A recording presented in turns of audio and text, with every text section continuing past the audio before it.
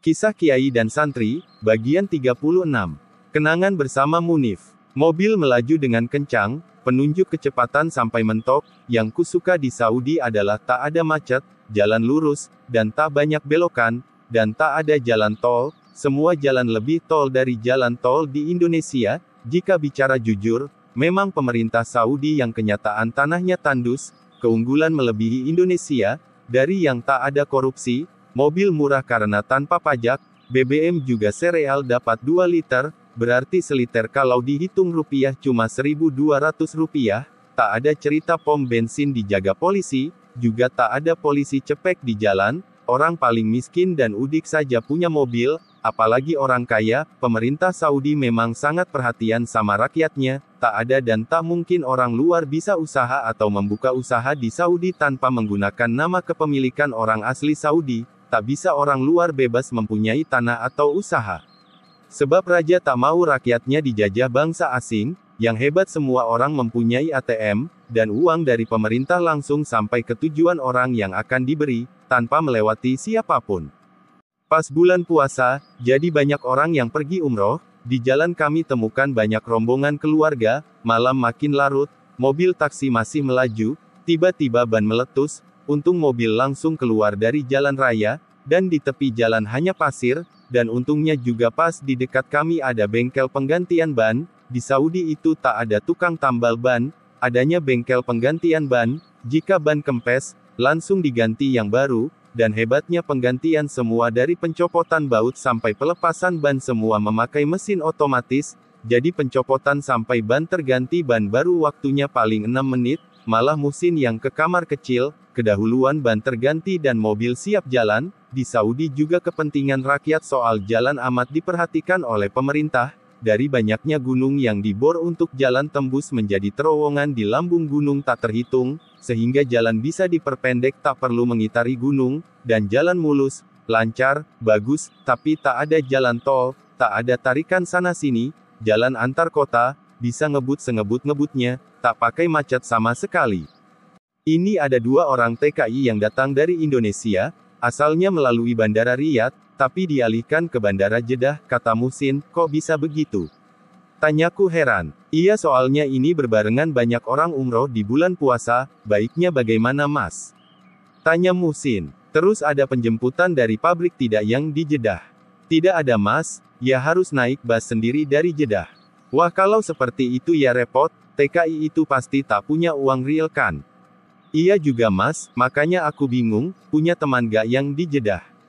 Yang agak dekat bandara, tanyaku. Ada sih mas, coba ku hubungi. Iya baiknya begitu, suruh dia membelikan tiket bus ke Jizan, pasti 2 TKI itu juga belum bisa bahasa Arab, beli tiket sendiri pasti juga tak bisa. Iya mas, jawab Musin, yang menghubungi temannya lewat HP.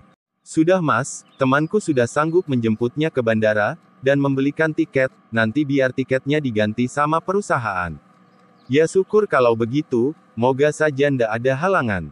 Jam 8 pagi kami sampai di Yulemlem, dan berganti pakaian umroh, di kamar mandi antrian sampai panjang, harus sabar, kekurangan Saudi mungkin tak ada WC yang membayar seperti di Indonesia, karena tidak bayar, maka WC jadi tidak ada yang membersihkan, sepanjang jalan semua WC kotor banget, bahkan tak disiram, atau dalam keadaan tersumbat, jadinya ngeri kalau ke kamar kecil, jadi harus nahan selama perjalanan. Ya semua yang gratis memang tak selamanya baik, jika mungkin berbayar, WC jadi ada yang membersihkan. Sampai di Masjidil Haram kami segera tawaf, dan cepat-cepat menjalankan rukun umroh, sebab setelah sholat Jumat rencana langsung pulang kembali ke pabrik, karena mengejar waktu dengan kembali bekerja besok paginya. Selesai aku cepat-cepat ke tempat di mana kami janjian, jika kami terpisah maka selesai menjalankan ibadah kami akan ketemuan di depan toko asir, tapi semua tak ada, aku menunggu sambil duduk melepas lelah, sebentar kemudian Munif nongol, Ian dah selesai. Tanyanya tiba-tiba di sampingku. Sudah, tinggal potong rambut, jawabku. Ini ada gunting, biar ku potong sedikit rambutmu, sebagai syarat aja, kata Munif mengeluarkan gunting dari tas pinggangnya. Iya ini potongin. Tadi pisahan sama Musin di mana? Tanyaku sambil membiarkan rambutku dipotong Munif. Ya tadi waktu tawaf putaran ketiga, Tapi kok tadi HP-nya dititipkan ke aku, jawab Munif sambil merapikan potongan rambutku. Loh gimana tuh, ya kan seharusnya HP dibawa sendiri-sendiri, lah kalau pisahan kita ndak ketemu gimana? Tanyaku kaget, ndak tahu tadi HP-nya dititipkan, ini HP-nya, kata Munif sambil mengeluarkan HP-nya Muhsin. Waduh, gimana ini, lah dia mau ngubungi kita pakai HP siapa? Lah kamu juga mau tuh Nif dititipin HP, harusnya kamu jangan mau. Ya pikirku dititipin HP juga gak berat-berat amat, kenapa gak mau? Yo bukan masalah beratnya tuh Nif, lah kalau kita mau ngubungi Muhsin pakai HP siapa hayo, coba nyalain HP-nya, kali aja dia ngubungi kita pakai HP si sopir itu. Wah gak bisa dihidupin, kata Munif mencet-mencet HP. Oh alah, HP pakai dipin segala, yan repot banget si Muhsin, kataku yang coba membuka HP ternyata pakai pin, 1 jam menunggu, tapi Muhsin tak juga muncul. Nif gimana kalau kita ke mobil yang diparkir, kamu tahu kan di mana mobilnya diparkir? Usulku, yang lama-lama mumet melihat orang yang wirawiri. Ya siapa tahu mobilnya kita bisa ganti baju, soalnya pakai baju umroh terus risih juga. Iya, aku tahu tempatnya, ayolah daripada diam, jawab Munif yang langsung berdiri. Kami pun berjalan menuju mobil yang diparkir berjarak 3 kiloan dari area Masjidil Haram, dalam perjalanan waktu sholat dan di tengah perjalanan waktu sholat Jumat pun mulai, kami berdua menjalankan sholat Jumat di jalan, selesai sholat Jumat kami sebentar istirahat tidur di rerumputan taman, lalu melanjutkan mencari mobil yang diparkir, sampai di mobil, ternyata mobil terkunci. Wah bagaimana mobilnya terkunci, kataku kecewa, sebenarnya aku yakin kalau mobil terkunci tapi aku berharap entah kebetulan si sopir pas kembali ke mobil. Gimana sekarang Nif? Kita kayak orang hilang gini. Kalau balik lagi ke tempat kita janjian ngumpul bagaimana? Tanya Munif kayak orang bingung. Ya gak apa-apa, aku jalan jauh juga dah biasa, tapi kamu sendiri yang setengah tua gitu apa ndak pegel? Tanyaku kepada Munif yang kulihat wajahnya memelas. Ya aku ndak pegel, tapi kita tiduran bentar di taman tadi ya itu namanya pegel.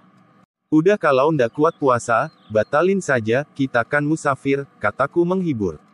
Bener-bener risih pakai pakaian umroh jalan wirawiri, tiap orang-orang ngelihatin kita jadi kayak badut, mungkin malaikat pada ngetawain kita dari atas, sampai giginya copot melihat kita jalan wirawiri kayak orang bingung. Memangnya malaikat punya gigi? Bukannya dia gak doyan makan? Apa di tempat malaikat ada jualan bakso balungan yang harus dimakan pakai gigi, atau keripik singkong? Ya kalau daging kurasa ada, kan Nabi Ibrahim waktu mau nyembelih Nabi Ismail didatangkan kambing oleh malaikat, jawabku sekenanya. Oh iya, kata Munif. Tidak ding, itu kambing kurbannya Habil yang dikasihkan ke Nabi Ibrahim, tapi untanya Nabi Soleh, atau buruknya Nabi Muhammad kan juga dari alam malaikat, berarti ada kayaknya di sana binatang. Ah bingung aku, udah tiduran bentar saja, kata Munif yang segera tiduran di rumput taman. Nif, kamu bawa uang gak? Tanyaku. Bawa tapi di ATM, jawab Munif. Ya kalau begitu kita bisa pulang. Tapi aku tak bisa ngambil, jelas Munif. Loh kenapa? Aku tak tahu caranya, lalu selama ini kamu ngambil gaji bagaimana?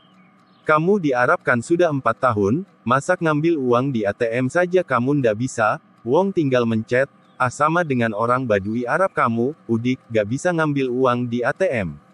Ya nyatanya aku ndak bisa, aku takut salah pencet, malah ATM-nya rusak. Ah bener-bener dah, apes bener kita, lah kamu ndak punya uang di ATM. Tanya Munif. ATM ku kan baru jadi kemarin Nif, gajian juga belum, siapa yang mau ngisi? Kamu hafal nomor ATM-mu? Tanyaku, ya tak hafal, tapi aku selalu bawa nomor PIN-nya, jawab dia sambil mengeluarkan kartu ATM yang dibungkus amplop yang ada tulisan nomor PIN-nya, lalu menyodorkan kepadaku. Aku sendiri juga belum pernah ngambil uang lewat ATM, tapi daripada bengong, mending kita coba, kataku meyakinkan. Lah nanti kalau kartuku nyangkut di dalam bagaimana? Katanya takut. Memang ada kayak gitu? Ya ada, banyak. Terus kalau kartunya ketemu orang, nanti uangku dikuras semua. Kan ada PIN-nya. Lah kalau PIN-nya ketahuan, 1000 banding 1 lah, nomor PIN ketahuan orang. Kartunya dipegang iya, atau diikat benang, kalau ngangkut di dalam kan bisa ditarik. Gak kalau nyangkut, jadi gak kita ngambil uang, Nanti kalau terpaksa kita ndak ketemu Musin, kita pulang pakai bus aja. Dengan pakai pakaian umroh gini, di bis apa tak diketawain orang sampai giginya tanggal. Ya tanggal juga gigi mereka sendiri, yang penting kita kan tidak nyuri pakaian umroh, jelasku. Udahlah kalau dapat uang kita beli baju, kata Munif. Ya kan celana juga, ini aku ndak pakai celana dalam. Ya sama, iya nanti beli baju sama celana. Ayo cari ATM, kataku bangkit dari tidur, dan kami berjalan. Untung di Saudi di perempatan dan di setiap gang atau keramaian ATM selalu ada, dan aku masukkan kartu ATM di salah satu ATM. Hati-hati mencetnya, jangan sampai salah. Ku ganti bahasa dengan bahasa Inggris, walau aku sendiri belum pernah ngambil uang di ATM, tapi nyatanya gak sulit. Ngambil berapa? Tanyaku ketika di dalam menanyakan uang yang akan dilakukan transaksi penarikan. 1.000 aja dulu, jawab Munif. Wah uangmu banyak juga. Iya aku ambil sekali kalau mau pulang, jadinya ngumpul, jelas Munif. Setelah mengambil uang dari ATM kami berjalan kembali ke Masjidil Haram. Tapi baru sampai pasar di sekitar Masjidil Haram HP Munif bunyi. Munif segera mengambil HP yang ditaruh di tas pinggangnya, lalu diangkat. Si Musin, kata Munif berbisik. Kamu di mana? Tanya Munif. Di tukang cukur, jawab Musin. Tukang cukur di mana? Kan tukang cukur banyak. Di bawah jembatan, jawab Musin. Ini aku juga di bawah jembatan. Jembatan sebelah mana? Jembatan sebelum pasar. Aku yang tengah tengok, melihat Musin pas di belakang Munif, hanya dipisah jalan raya, tapi kedua orang itu saling membelakangi. Aku tepuk pundak Munif, dan ku tunjukkan arah, di mana Musin sedang menelepon. Munif nengok dan melihat Musin. Iya kami sudah melihat, kami akan ke sana, kata Munif, maka kami pun menyeberang jalan, dan bertemu Musin. Loh belum cukur rambut mas? Tanya Musin. Aku cukup potong sedikit, tadi sudah dipotongin Munif, kataku, dan kedua orang itu pun saling menyalahkan soal HP, aku hanya melihat, bagiku tersesat dan kehilangan kontak sangat penting, karena bisa tahu dan sedikit hafal jalan-jalan Makkah, sehingga suatu saat jika datang ke Makkah setidaknya sudah setengah hafal, dan banyak sekali hikmah yang bisa ku dapat, dan ini akan menjadi kenangan bagiku dengan temanku si Munif yang telah lebih dahulu menghadap Allah karena kecelakaan di perjalanan kerjanya, semoga amal ibadahnya diterima di sisinya, bersambung. Bagian 37.